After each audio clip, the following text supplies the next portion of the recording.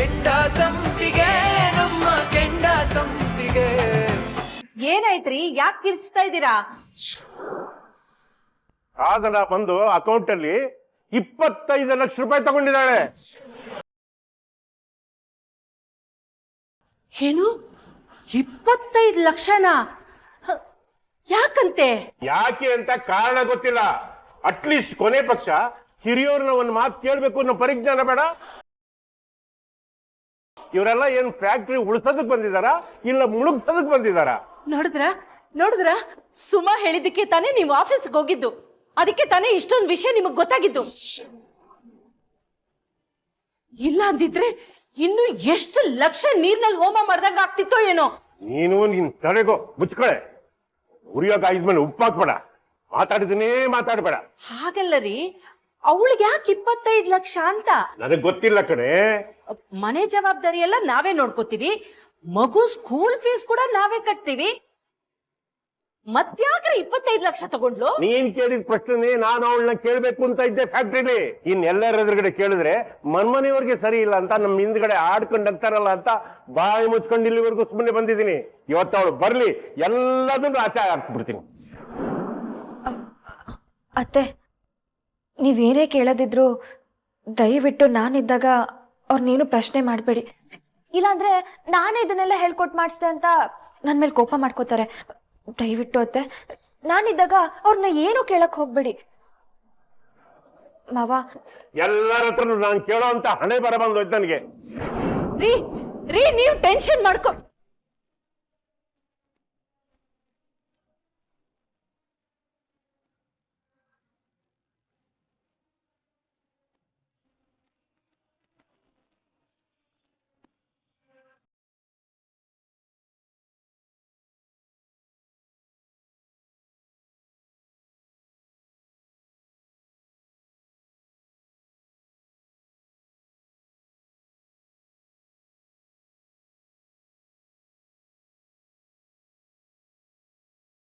ಅತ್ತೆ, ನಾನು ರೂಮ್ಗೆ ಹೋಗಿರ್ಲಾ?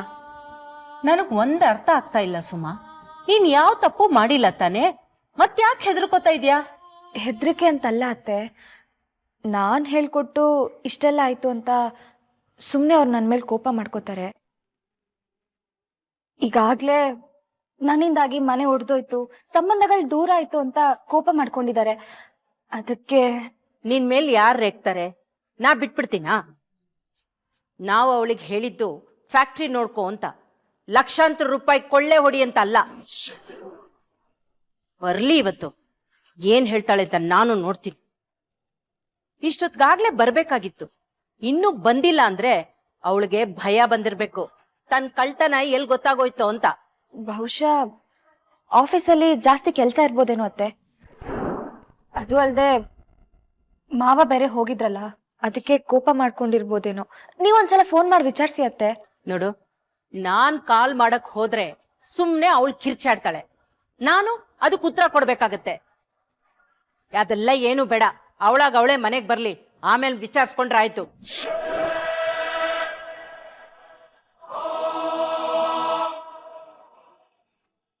ಅತ್ತೆ, ಸಾಹೇಬ್ರು ಬಂದ್ರು. ತೀರ್ಥ ಬಾಯ್ಲಿ. ಹೇಳಮ್ಮ. ನಾಳೆ ಬೆಳಗ್ಗೆ 9ರಿಂದ 10 ಮುಹೂರ್ತ ಇದೆ ಕಣೋ. ಬೆಳಿಗ್ಗೆನಾ? ಯಾವ್ದಕ್ಕಮ್ಮ? ಅಯ್ಯೋ ಪೆದ್ದು, ಶಾಸ್ತ್ರಕ್ಕಲ್ಲ ಕಣೋ, ಇವಳು ಕುತ್ತಿಗೆಗೆ ತಾಳಿ ಕಟ್ತೀನಿ ಅಂತ ಹೇಳ್ದಿಯಲ್ಲ ಅದಕ್ಕೆ. ಅದಾ? 9ರಿಂದ 10 ಗಂಟೆ ಒಳಗೆ ಆ ತಾಳಿ ಚೈನ್ಗೆ ತಾಳಿನ ಪೋಣಿಸಿ ಅವಳು ಕುತ್ತಿಗೆಗೆ ಹಾಕ್ಬಿಡ್ಬೇಕು. ಆಮೇಲೆನೆ ಎಲೆಕ್ಷನ್ ಕೆಲಸ ಅಂತ ಮನೆ ಬಿಟ್ಟು ಹೋಗ್ಬೇಕು, ಗೊತ್ತಾಯ್ತಾ? ಸರಿ ಅಮ್ಮ. ನನ್ ಗಂಧ ಹೇಳಿದ ತಕ್ಷಣ ಒಪ್ಕೊಂಡ್ಬಿಟ್ಟ, ನನಗೆ ಎಷ್ಟು ಸಂತೋಷ ಆಯ್ತು ಗೊತ್ತಾ? ನಿಂಗೆ ಸಂತೋಷ ಆಗ್ಲಿ ಅಂತಾನೆ ಹೇಳಿದ್ದು. ಅಂದ್ರೆ ಮೊದ್ಲು ಕಟ್ಟಲ್ಲ ಅಂದೆ, ಆಮೇಲೆ ಕಟ್ತೀನಿ ಅಂದೆ. ಹಾಗಾದ್ರೆ ನೀನ್ ಮಾಡ್ತಿರೋದೆಲ್ಲ ನನ್ ಬಲ್ವಂತಕ್ಕ? ಅಯ್ಯೋ ಚೇಚೆ, ಹಾಗೇನಿಲ್ಲ ಅಮ್ಮ, ನಾನು ಕಟ್ತೀನಿ, ಬೇಜಾರು ಮಾಡ್ಕೋಬೇಡ. ಸರಿ, ನೀನ್ ಹೋಗಿ ಊಟ ಮಾಡು, ಊಟ ಬಡ್ಸ್ ಹೋಗಮ್ಮ. ಸರಿ ಅತ್ತೆ.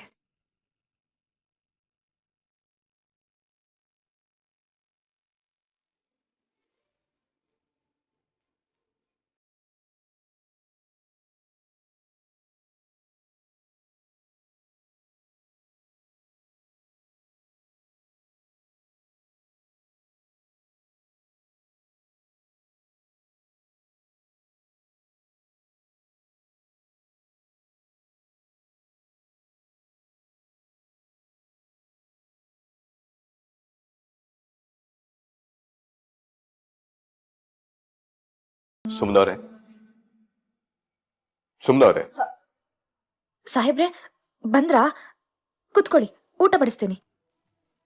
ಸುಮ್ನವ್ರೆ ಆ ಕಡೆಯಲ್ಲಿ ಹೋಗ್ತಿದ್ದೀರಾ? ಅದು ಸಾಹೇಬ್ರೆ, ನಾನು ಅಡುಗೆ ಮನೆಗೆ ಹೋಗ್ಬೇಕಲ್ಲ, ಬಂದೆ, ಒಂದು ನಿಮಿಷ. ಸುಮ್ನವ್ರೆ ಅಡಿಗೆ ಮನೆ ಅಂತ ಹೇಳಿ ಆ ಕಡೆ ಹೋಗ್ತಾ ಇದ್ದೀರಾ? ಹೌದಲ್ಲ, ಅಯ್ಯೋ.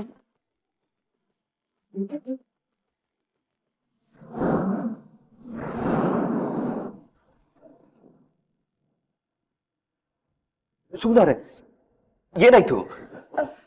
ಸಾಹೇಬ್ರೆ, ನೀಲಕ್ಕ ಈಗ ತಾನೇ ಒರೆಸಿದ್ರನ್ಸುತ್ತೆ, ಜಾರ್ಬಿಟ್ಟೆ. ತುಂಬಾ ನೋವಾಗ್ತಾ ಇದೆಯಾ? ಹೌದು ಸಾಹೇಬ್ರೆ. ಬನ್ನಿ ರೂಮ್ವರೆಗೂ ಬಿಡ್ತೀನಿ.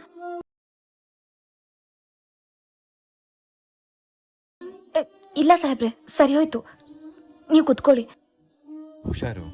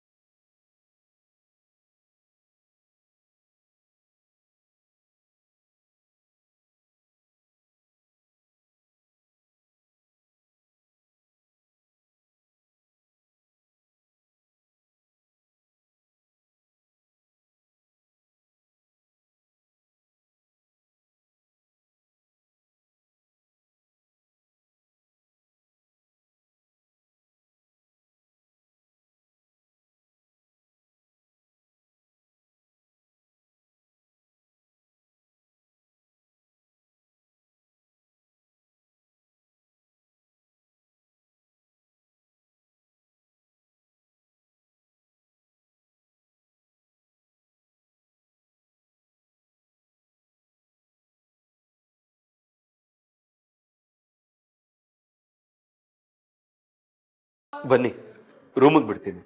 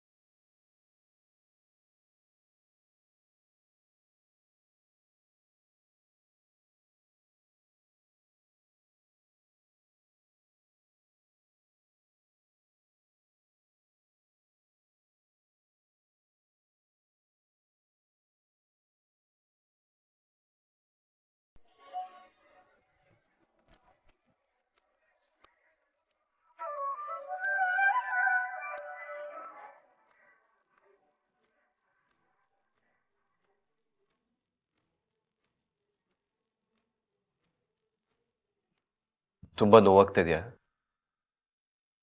ಸುಮ್ನವ್ರೆ ಸುಮ್ನವ್ರೆ ತುಂಬಾ ನೋವಾಗ್ತಾ ಇದೆಯಾ?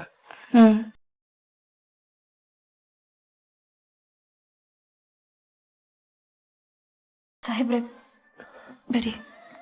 ಕಾಲು ಉಳ್ಕಿರ್ಬೇಕನ್ಸತ್ತೆ, ಸ್ಪ್ರೇ ಮಾಡಿದ್ರೆ ಸರಿ ಹೋಗ್ಬೋದು. ಇರಿ.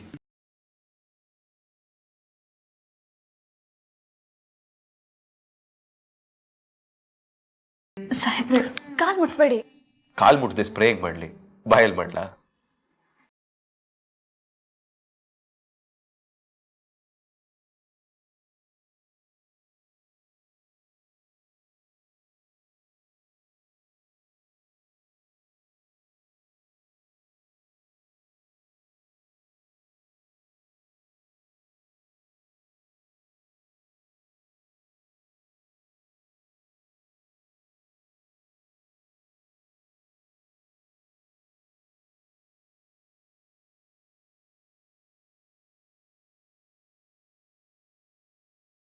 ಇನ್ನೊಂದು 5 ನಿಮಿಷ ಎಲ್ಲ ಸರಿ ಹೋಗುತ್ತೆ. ನೀವೊಂದು 5 ನಿಮಿಷ ರೆಸ್ಟ್ ಮಾಡಿ, ನಾವು ಊಟ ಮಾಡ್ಕೊಂಡು ಬರ್ತೀವಿ.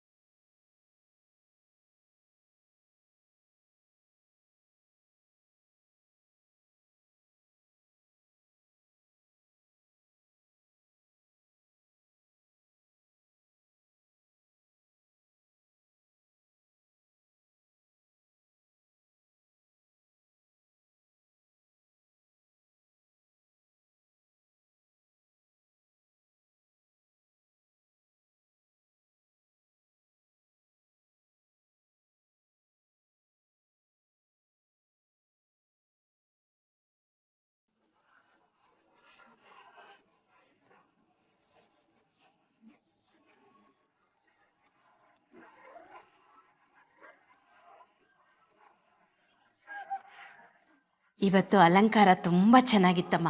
ಮನ್ಸಿಗೆ ತುಂಬಾ ಸಮಾಧಾನ ಆಯ್ತು. ಅದ್ ಸರಿ, ತಾಳಿ ಬೊಟ್ನ ಯಾಕೆ ಚೈನ್ ಜೊತೆ ಇಟ್ಟಿಲ್ಲ ನೀನು? ಓ, ಅದಕ್ಕೂ ನಿನ್ ಗಂಡನೇ ಬರ್ಬೇಕಾ?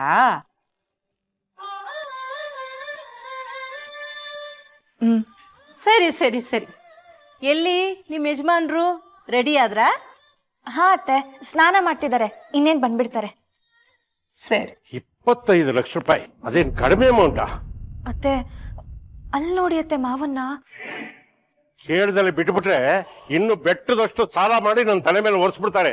ಅತ್ತೆ ಈಗೇನಾದ್ರೂ ಮಾವ ಈ ವಿಷಯ ತೆಗೆದ್ರೆ ಮನೇಲಿ ದೊಡ್ಡ ಜಗಳಾನೇ ಆಗುತ್ತೆ. ಏನ್ ಮಾಡೋದತ್ತೆ? ಏನು ಯೋಚನೆ ಮಾಡ್ಬೇಡ, ಅವ್ರ ಈ ಮಾತನ್ನ ನಾನ್ ಹೋಗಿ ಮರ್ಸ್ಬಿಡ್ತೀನಿ. ರೀ ರೀ, ನಿನ್ನೆಯಿಂದ ನಿಮ್ ಫ್ರೆಂಡ್ ಮನೆಗೆ ಹೋಗ್ಬೇಕು ಅಂತ ಹೇಳ್ತಾ ಇದ್ರಲ್ಲ, ಹೋಗಲ್ವಾ? ಏನ್ ತಲೆ ನೀಡಿದ್ದು? 25 ಲಕ್ಷ ರೂಪಾಯಿ ಕಳ್ಕೊಂಡಿದ್ದೀನಲ್ಲ ಅಂತ ನಾನೇ ಒದ್ದಾಡ್ಸಾಯ್ತಾ ಇದ್ದೀನಿ. ಯಾವ್ದೋ ಫ್ರೆಂಡ್ ಮನೆಗೆ ಹೋಗ್ತೀನಿ ಅಂತ ಹೇಳಿದ್ರಲ್ಲ ಅಂತ ಹೇಳ್ತಾ ಇದ್ಯಾ? ಅಯ್ಯೋ ದೇವ್ರೆ, ನನ್ ಕತೆ ಮುಗ್ದಂಗೆ. ನಾನು ಇಲ್ಲೇ ಇದ್ರೆ ಸರಿ ಹೋಗಲ್ಲ, ಇಲ್ಲಿಂದ ಹೋಗ್ಬಿಡೋಣ. ಅಲ್ಲ ರೀ, ಅದನ್ನೆಲ್ಲ ಸಾಯಂಕಾಲ ಬಂದ್ಮೇಲೆ ವಿಚಾರಿಸ್ಕೋಬಹುದು. ಪಾಪ ನಿಮ್ ಫ್ರೆಂಡು ನಿಮ್ಗೋಸ್ಕರ ಕಾಯ್ತಾ ಇರ್ತಾರಲ್ವಾ, ಹೋಗ್ ಬನ್ನಿ. ನೋಡು, ನನ್ ತಲೆ ಕೆಡಿಸ್ಬೇಡ. ನನಗೆ ಬರೋದಕ್ಕಿಂತ ಮುಂಚೆ ಯಾವುದೇ ಕಾರಣಕ್ಕೂ 25 ಲಕ್ಷ ರೂಪಾಯಿ ವಿಷಯ ತೀರ್ಮಾನ ಆಗದೆ ನಾನು ಎಲ್ಲೂ ಹೋಗಲ್ಲ. ಯಾವ ಫ್ರೆಂಡು ಇಲ್ಲ. ಬಾಯ್ ಮುಚ್ಕೊಂಡಿರು.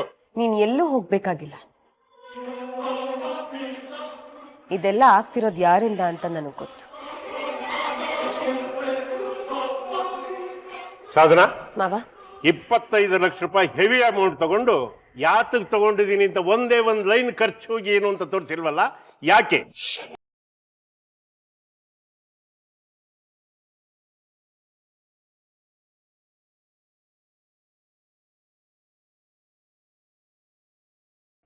ಮಾವ, ಫ್ಯಾಕ್ಟ್ರಿಯಿಂದ ತೀರ್ಥ ದುಡ್ಡು ತೆಗಿತಾನೆ. ಅವನ ಹತ್ರ ಯಾವತ್ತೂ ನೀವು ಲೆಕ್ಕನೇ ಕೇಳಿಲ್ಲ.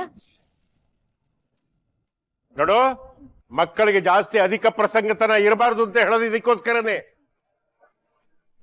ತೀರ್ಥ ಯಾತಕ್ಕೋಸ್ಕರ ತಗೊಳ್ತಾನೆ, ಯಾವ ಉದ್ದೇಶಕ್ಕೋಸ್ಕರ ತಗೊಳ್ತಾನೆ, ಎಷ್ಟು ಖರ್ಚು ಮಾಡ್ತಾನೆ, ಅದು ನನಗೆ ಮಾತ್ರ ಅಲ್ಲ, ಮನೆಯಲ್ಲಿ ಎಲ್ಲರಿಗೂ ಗೊತ್ತು.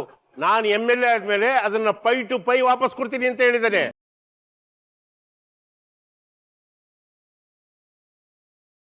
ನೀನ್ ಯಾಕೆ ಲೆಕ್ಕ ಬರ್ದಿಲ್ಲ ಅದನ್ನ ಹೇಳು.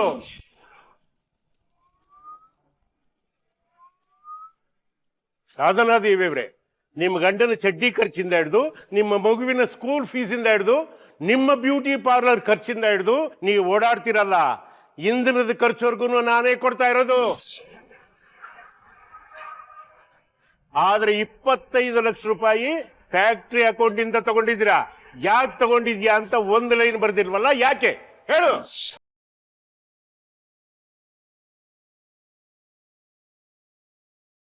ಸಾಧಾರಣ ನಿನ್ನ ಹತ್ರ ಸ್ವಲ್ಪ ಮಾತಾಡ್ಬೇಕಿತ್ತು. ಮನೆ ತಗೊಂಡಿರೋ ವಿಷಯನ ಹೇಳ್ಬಿಡ್ತೀಯ ನೋಡು.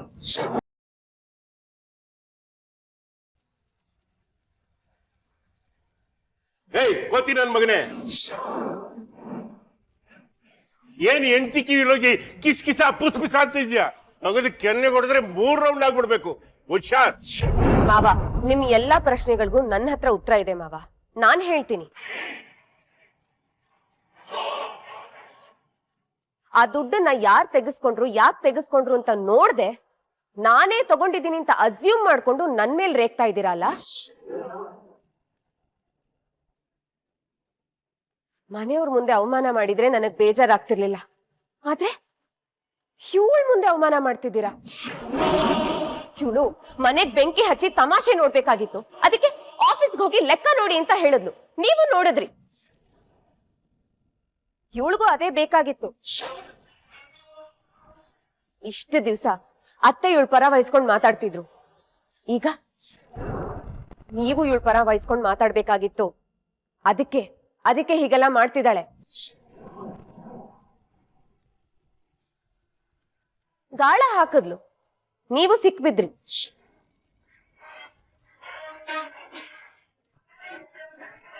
ನನ್ನನ್ನು ಅರ್ಥ ಮಾಡ್ಕೊಳ್ದೆ ನನ್ನನ್ನೇ ಬೈತಾ ಇದ್ದೀರಾ ಮಾವ. ಸಾಧನ, ಯಾಕೆ ವಿಷಯಾಂತರ ಮಾಡ್ತಾ ಇದೀಯಾ? ಪ್ರಶ್ನೆ ನೇರವಾಗಿದೆ, ಅದಕ್ಕೆ ಉತ್ತರ ಕೊಟ್ಬಿಟ್ರೆ ಎಲ್ಲ ಮುಗಿತಲ್ಲ. ಇದಕ್ಕೂ ಸುಮಂಗೂ ಏನ್ ಸಂಬಂಧ? ಈ ಮನೆ ಸೊಸೆಯಾಗಿ ಫ್ಯಾಕ್ಟ್ರಿ ನೋಡ್ಕೊಳ್ಳೋ ಅಧಿಕಾರ ನಿನಗಿದೆ ಅಂದ್ಮೇಲೆ ಅಲ್ಲಿ ಏನ್ ನಡೀತಾ ಇದೆ ಅಂತ ತಿಳ್ಕೊಳ್ಳೋ ಅಧಿಕಾರ ಇವಳಿಗೂ ಇದೆ. ಅದನ್ನ ಪ್ರಶ್ನೆ ಮಾಡೋ ಹಕ್ಕು ನಿನಗಿಲ್ಲ. ವಾಟ್ ಡು ಯು ಮೀನ್ ಅತ್ತೆ? ನನ್ನನ್ನ ಇವಳನ್ನ ಒಂದೇ ತಕ್ಕಡಿಗೆ ಹಾಕಿ ತೂಗ್ತಾ ಇದ್ದೀರಾ? ಇವಳ ಜೊತೆ ನನ್ನ ಕಂಪೇರ್ ಮಾಡ್ತಿದ್ದೀರಾ, ಅದು ಈ ಹೂ ಮಾರೋಳ ಜೊತೆ. ನಿಲ್ಲಿಸ್ರಮ್ಮ, ನಿಮ್ ಜಟಾಪಟಿ ಕೇಳಿ ಕೇಳಿ ಕೇಳಿ ನಂಗೆ ಸಾಕಾಗೋಗಿದೆ. 25 ಲಕ್ಷ ರೂಪಾಯಿ ಯಾಕೆ ತಗೊಂಡೆ? ಅದಕ್ಕೆ ಸರಿಯಾಗಿ ಉತ್ತರ ಹೇಳು. ಹಣ ಯಾಕೆ ತಗೊಂಡೆ ಅಂತ ಪ್ರಶ್ನೆ ಮಾಡೋದಕ್ಕಿಂತ ಮುಂಚಿತವಾಗಿ ಅದನ್ನ ಯಾರ್ ತಗೊಂಡ್ರು, ಯಾಕೆ ತಗೊಂಡ್ರು, ಎಷ್ಟ್ ತಗೊಂಡ್ರು, ಹೇಗ್ ತಗೊಂಡ್ರು ಅಂತ ನೀವು ಆ ಫೈಲ್ಸ್ ಅಲ್ಲಿ ನೋಡ್ಬೇಕಿತ್ತು ಮಾವ. ಪ್ರತಿಯೊಂದು ಡೀಟೇಲ್ಸು ಆ ಫೈಲ್ಸ್ ಅಲ್ಲಿ ಇದೆ. ಯಾಕೆ ನೀವು ಅದನ್ನ ಚೆಕ್ ಮಾಡ್ಲಿಲ್ಲ ಮಾವ? 25 ಲಕ್ಷ ಡ್ರಾ ಆಗಿತ್ತಲ್ಲ, ಅದ್ಯಾಕ್ ನಿಮ್ ಗಮನಕ್ಕೆ ಬರ್ಲಿಲ್ಲ? ನಿಮ್ ಸೈನ್ ಇತ್ತಲ್ಲ ಮಾವ. ನೀವ್ ಸೈನ್ ಮಾಡಿದೀರಾ ಅಂತಂದ್ಮೇಲೆ ಆ ಹಣ ಡ್ರಾ ಆಗಿರೋದು ನಿಮಗ್ ಗೊತ್ತಿರ್ಲೇಬೇಕಲ್ವಾ? ನಾನು ಸೈನ್ ಹಾಕಿದ್ದೀನ ಮಾವ? ನಿಮ್ಗೇನಾದ್ರೂ ಡೌಟ್ ಇದ್ದಿದ್ರೆ ನನ್ಗೆ ಆವಾಗ್ಲೇ ಕೇಳಿ ಅಂತ ಹೇಳಿದ್ದೆ. ಆಫೀಸಲ್ಲೇ ಇದನ್ನೆಲ್ಲ ನನ್ನ ಹತ್ರ ಕೇಳಿದ್ರೆ ನಿಮ್ ಡೌಟ್ಸ್ ನ ಕ್ಲಿಯರ್ ಮಾಡ್ತಿದ್ದೆ. ಅದನ್ನ ಮನೆವರೆಗೂ ತರೋ ಅವಶ್ಯಕತೆನೇ ಇರ್ತಿರ್ಲಿಲ್ಲ.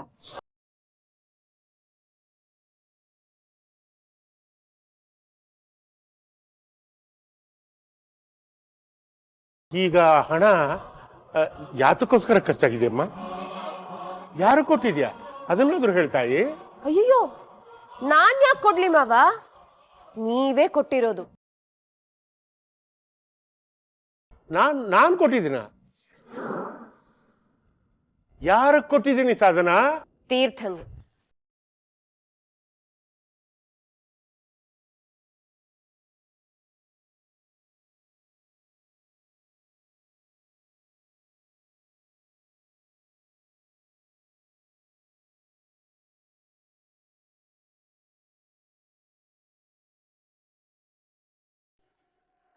ಆ ಮಂತ್ರಿಗಳನ್ನ ಕರೆಸಿ ಆ ಕಾಲೋನಿಲಿ ಸಾಮೂಹಿಕ ಮದ್ವೆ ಅಂತ ಮಾಡಿದ್ನಲ್ಲ ತೀರ್ಥ, ಆ ಕಾಲನಿ ಅವ್ರಿಗೆಲ್ಲ ಊಟ ಹಾಕ್ಸದ್ನಲ್ಲ, ಅದ್ ಯಾರ್ ದುಡ್ಡು ಅಂತ ಅನ್ಕೊಂಡಿದೀರಾ? ಅದು ಫ್ಯಾಕ್ಟ್ರಿ ದುಡ್ಡು, ನೀವ್ ಕಷ್ಟಪಟ್ಟು ದುಡ್ದಿದ್ ದುಡ್ಡು.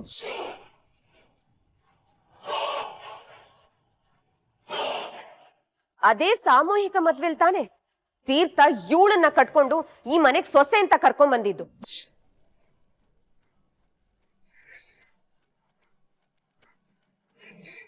ಇವಳು ಆಫೀಸಿಗೆ ಹೋಗಿ ಲೆಕ್ಕ ನೋಡಿ ಅಂತ ಹೇಳಿದ್ದು, ನೀವ್ ನನಗ್ ಅವಮಾನ ಮಾಡ್ತಿರೋದು. ಇರ್ಲಿ ಮಾವ, ಇರ್ಲಿ. ಇದೆಲ್ಲ ಇವತ್ತೇ ಕ್ಲಿಯರ್ ಆಗ್ಬೇಕು.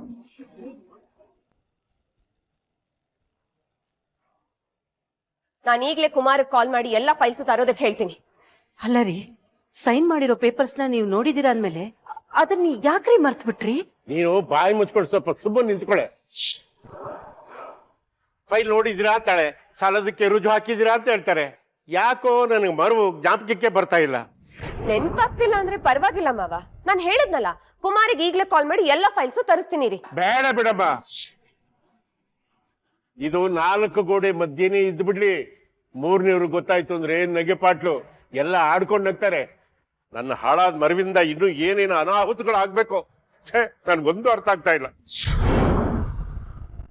ನೋಡಮ್ಮ, ಈ ವಿಷಯನ ಇಲ್ಲಿಗೆ ಬಿಟ್ಬಿಡು, ಮತ್ತೆ ಇದನ್ನ ಬೆಳ್ಸಕ್ ಹೋಗ್ಬೇಡ.